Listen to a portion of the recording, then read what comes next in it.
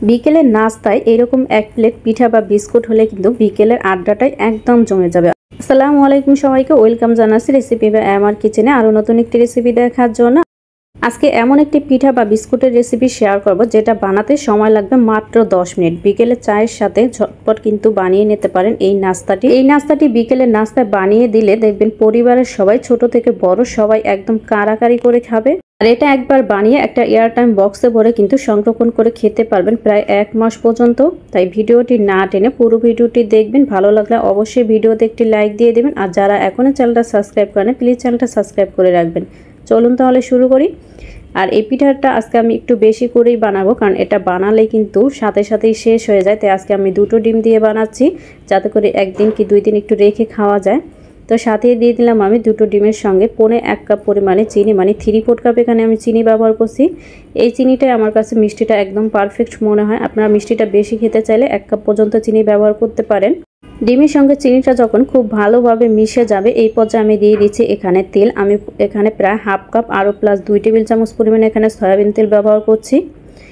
এখন এই তেলটা দিয়ে খুব ভালোভাবে আবারও এই ডিমের সঙ্গে মিশিয়ে নিচ্ছি। আপনারা যখন এই পিঠাটা বানাবেন একটু বেশি করেই বানাবেন, না হলে দেখা যাবে যে বানানোর সাথে সাথে চুলা থেকে নামানো মাত্রই শেষ হয়ে গেছে। তো সব কিছু মেশানো হয়ে গেলে এখন এর মধ্যে দিয়ে দিচ্ছি আমি আটা। আমি 2 কাপ পরিমাণে আটা প্রথমে দিয়ে দিলাম, তারপরে দিয়ে দিচ্ছি 1/4 কাপ পরিমাণে গুঁড়া দুধ, তারপরে দিয়ে দিচ্ছি 1 চা চামচ লবণ। গুঁড়া দুধটা দিলে কিন্তু পিঠাটা খেতে বেশি ভালো লাগে। হাতের কাছে থাকলে দিবেন, আর না থাকলে না দিলেও চলবে। তো সবগুলো একসঙ্গে খুব ভালোভাবে মিশিয়ে নিব। 2 কাপ আটা দিয়ে খুব ভালোভাবে মিশিয়ে নেওয়ার পরে এখানে আরও কিছুটা আটা লাগবে, তার জন্য আমি অল্প অল্প করে আটা দিব আর একটা ডো তৈরি করে নিব। তো অল্প অল্প করে আটা দিয়ে আমি একটা ডো তৈরি করে নিয়েছি, দেখতেই পাচ্ছেন ঠিক এরকম একটি ডো তৈরি করে নিতে হবে। আটার পরিমাণটা আমি আর বলে দিচ্ছি না, আপনারা প্রথমে 2 কাপ দিবেন, তারপর অল্প অল্প করে দিয়ে এইরকম একটা ডো তৈরি করে নেবেন। হাতটা পরিষ্কার করে ধুয়ে এসে এখান থেকে কিছুটা ডো হাতের মধ্যে নিয়ে এরকম গোল করে নিচ্ছি। তারপরে হাতের তালুতে এইভাবে নিয়ে স্মুথ করে তারপরে এভাবে একটু লম্বা করে নিচ্ছি আমি।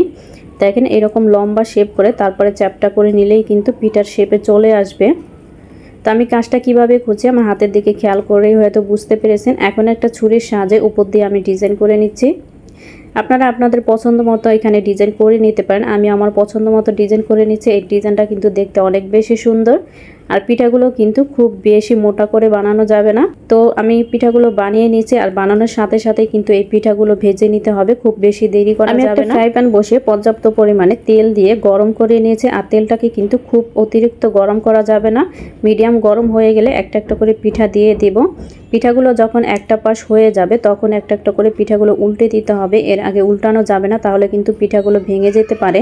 কারণ পিঠাগুলো এই পর্যায়ে কিন্তু অনেক বেশি সফট থাকে, তার জন্য খুবই আলতো হাতে এই পিঠাগুলো উল্টে দিতে হবে। যখন দেখবেন যে একটা পাশ লাল হয়ে আসবে তখন।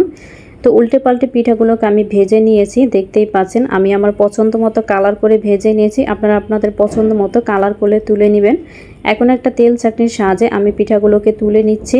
আর পিঠাগুলো ভাজার সময় খুব বেশি কিন্তু চুলার আঁচটা বাড়িয়ে ভাজা যাবে না, তাহলে দেখা যাবে পিঠার উপরে কালার চলে আসবে, ভিতরে কিন্তু সিদ্ধ হবে না। সবগুলো পিঠা তুলে নিয়ে বাকি যে পিঠাগুলো ছিল সেটাও আমি দিয়ে দিচ্ছি। একইভাবে এই পিঠাগুলোকে আমি ভেজে নিব। পিঠার একটা ব্যাচ হতে হতে কিন্তু আমি আরও কিছু পিঠা বানিয়ে রেখেছিলাম। দেখেন এই পিঠাগুলো কিন্তু হয়ে গেছে। এর চাইতে বেশি কালার করতে যাবেন না, তাহলে দেখা যাবে পিঠাগুলো নামানোর পরে কিন্তু এর চাইতে বেশি ডার্ক হয়ে যাবে। তা আমি এরকম কালার করেই তুলে নিচ্ছি, কারণ এটা নামানোর পরে দেখবেন যে আরেকটু কালার হয়ে যাবে। তো আমি এক এক করে সবগুলো পিঠা এভাবে ভেজে নিব। তো আমার এই পিঠাগুলো ভাজা হয়ে গেছে, আমি তুলে নিচ্ছি। তো দেখেন আমার সবগুলো পিঠা ভাজা হয়ে গেছে, আর 1 প্লেট পিঠা কিন্তু হয়েছে। আর পিঠাগুলো আমি কিন্তু একটু বড় সাইজ করে বানিয়েছি। আপনারা চাইলে কিন্তু আরও ছোট করেও বানাতে পারেন বা গোল শেপ করেও কিন্তু বানাতে পারেন। আপনারা আপনাদের পছন্দ মতো এখানে ডিজাইন করে নিতে পারেন। তো পিঠাগুলো দেখতে কিন্তু অনেক লোভনীয় হয়েছে, মাশাআল্লাহ। দেখতে যতটা লোভনীয় হয়েছে আলহামদুলিল্লাহ খেতে অনেক বেশি মজা হয়েছিল। বিকেলের নাস্তায় কিন্তু ঝটপট এটা বানিয়ে নিতে পারেন, মাত্র 10 মিনিট সময় লাগবে। আপনাদেরকে আমি একটি পিঠা ভেঙে দেখাচ্ছি। দেখেন এটা কিন্তু একদম ধরার আগেই ভেঙে যাচ্ছে। এই পিঠাটা কিন্তু গরম থাকা অবস্থায় একটু নরম থাকবে, যখন দেখবেন যে এটা ঠান্ডা হয়ে গেছে তখন কিন্তু শক্ত হয়ে যাবে। তো যাই হোক, এই পিঠাগুলো কিন্তু বানিয়ে সংরক্ষণ করে খেতে পারবেন প্রায় 1 মাস পর্যন্ত। পিঠাগুলো যখন ঠান্ডা হয়ে যাবে তখন এরকম একটা এয়ারটাইম বক্সে ভরে আমি রেখে দিচ্ছি।